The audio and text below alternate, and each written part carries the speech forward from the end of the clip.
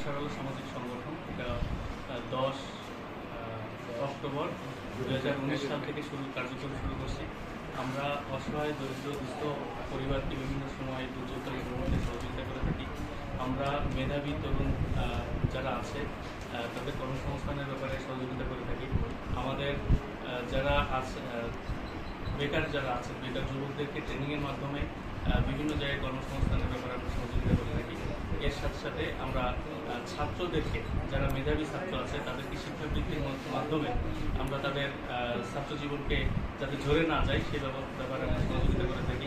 এছাড়াও দেখছেন আজকে ঈদ ফিতরের মুহূর্তে আমরা আমাদের প্রিয়জনদের সাথে ঈদের আনন্দ ভাগাভাগি করার জন্যই আজকে আমরা প্রায় 100 পরিবারকে এই উপহার দিচ্ছি।